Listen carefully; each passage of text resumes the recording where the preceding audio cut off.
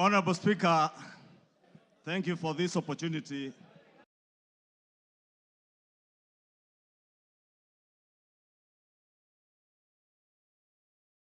Honorable Ekomas Mutuse, the member for Kibwezi West, approached me with the impeachment motion.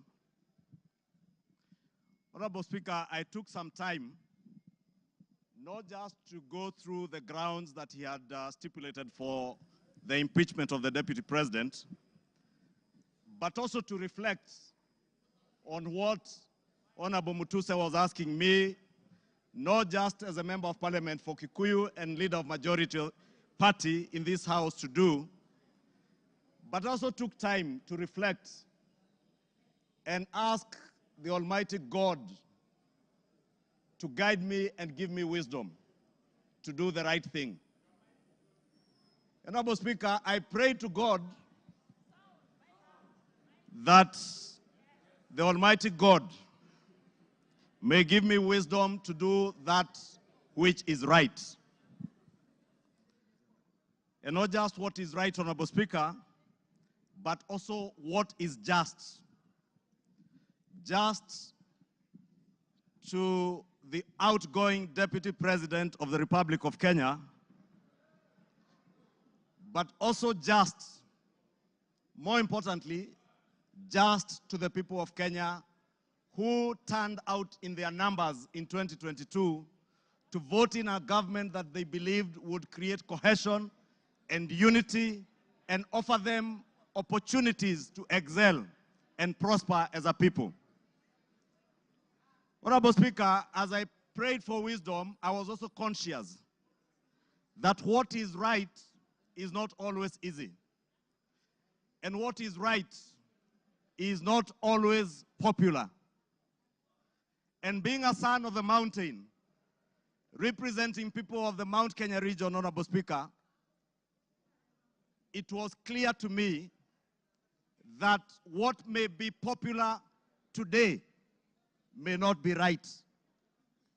And that is why I asked God to give me the wisdom to do that what is right, Honorable Speaker.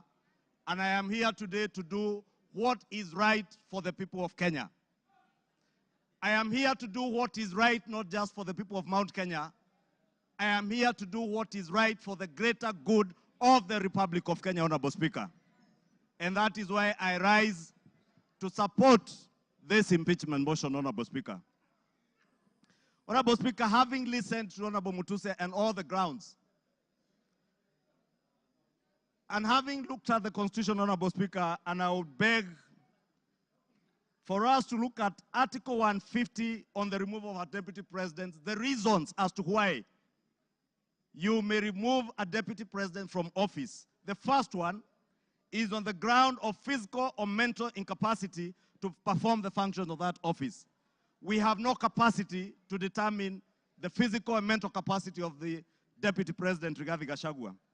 But on impeachment as a second ground, the first ground is on the ground of a gross violation of a provision of this Constitution or any other law. The question that begs is whether one Rigathi Geoffrey Gachagua has contravened or has grossly violated one provision of our Constitution. And I think the Honorable Ekomas Mutuse was able to demonstrate this morning that Rigathi Gachagua has violated not one, but over 8 provisions of our Constitution, which I agree with the Honorable Mutuse. And for that reason, Rigathi Gachagua ought and must be impeached today. The second ground, Honorable Speaker, is where there are serious reasons. And Senior Counsel Otiende Amolo went to great length this morning to explain what serious, when you believe there are serious reasons that the Deputy President has committed a crime under national or international law. Honorable Speaker, behind the veneer of humility that you have seen here this evening, behind the veneer of humility that Kenyans saw on national TVs on Sunday, pretending to apologize, is a dark face of violence is a dark face, Honorable Speaker, that is a great danger to our nationhood, a great danger to the unity of our republic, Honorable Speaker, a danger to the cohesive existence of our nation as we see it today, Honorable Speaker. On the first ground, Honorable Speaker, on the remark of Serikali ni kampuni, it pains me, Honorable Speaker, as I say, not just as leader of majority, but as a member of parliament of Kikuyu constituency, and also as a son of the mountain, where I come from. That, Honorable Speaker, today, the community I come from is being depicted as a community that is entitled and privileged. We are a community, Honorable Speaker, that has love for other Kenyans and other communities in our republic. We are a community that is known for our hard work and resilience, not for entitlement. We are a community that is peace-loving and that believes in the unity of one indivisible nation and Republic of Kenya. Rigathi Gachagua does not believe in an indivisible country. He believes in parochial, selfish, regional, and sectarian interests. And for that reason, Honorable Speaker, we ought and we should impeach the Honorable Rigathi Gachagua. Honorable Speaker, we need to ask ourselves as Honorable Members of Parliament, who took an oath of office, Honorable Speaker, and we swore in the name of the Almighty God that we would obey, respect, uphold, protect, and defend this Constitution. And today, Honorable Speaker, what we are being asked to do is to recall those words of the oath of office that we all took either with the Bible or with the Holy Quran in our right hands, Honorable Speaker, that for a man who has grossly violated our Constitution, whether we will stand up today to be counted as protecting and defending this Constitution by sending home one Rigathi Gachagua, Honorable Speaker. I want to say I rise to the occasion today to do what is right and to reaffirm that oath that I took with the Bible in my right hand, to obey, to defend, and to protect this Constitution that we all sought to defend. And I call upon all of you, honorable members, to defend this Constitution. Honorable members, for Kenyans around the country who watched in disbelief as the Honorable Rigathi Gachagua went to great length, and the Honorable Otiende Amolo told us this morning, if you have to spend 2 hours on national TV to defend corruption and tell the world how you are not corrupt, you are definitely corrupt. Honorable Speaker, the Deputy President with his legal team submitted their defense late at 4 p.m. this afternoon, imagining that we will not have the time to go through this voluminous document. If you go through what Rigathi Gachagua was telling you here, on Olive Garden Hotel, he claims that this hotel was sold by executors to a third party. Honorable Speaker, if you peruse through the documents, the third party that he said to have bought this hotel, Honorable Speaker, and allow me, Honorable Speaker, first to tell you that the joint executors of the will of the late Governor Nderitu Gachagua were Rigathi Gachagua, Advocate Njoroge Regeru, and one Mr. Mwai, who was said to have been his great friend, Mwai Madhenge. And Honorable Speaker, if you read the report filed in court by the joint will executors, filed on the 27th of June this year, it says in the report that the joint will executors will make decisions independently of the beneficiaries and without influence from any beneficiary. except for one who is both a beneficiary and an executor.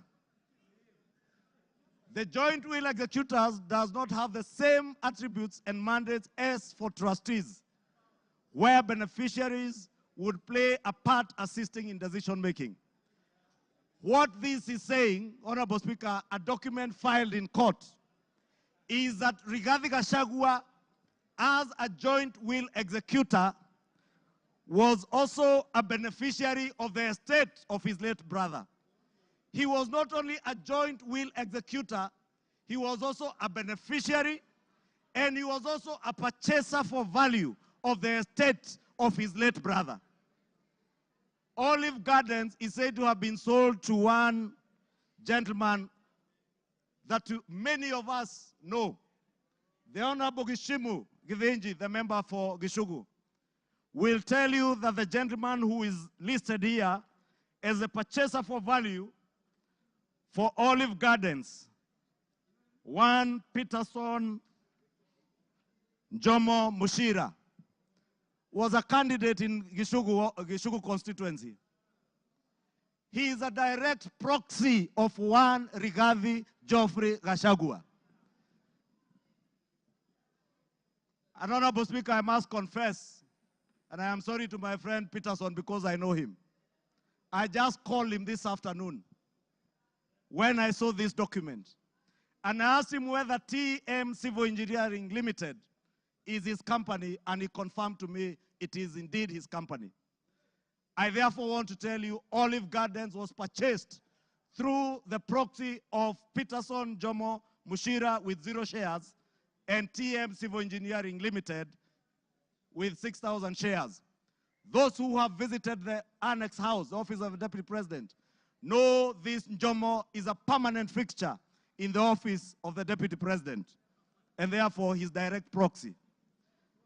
Honorable Speaker, we are also told, Honorable Speaker, that these very hardworking young Kenyans, in the names of Keith Ikino Rigathi and Kevin Gachagua Rigathi, who are listed on the CR12 of the documents that were tabled this afternoon by Rigathi, are shareholders of Vipingo Beach Resort that owns the Vipingo property in Kilifi County, the one the Honorable Chonga was speaking about.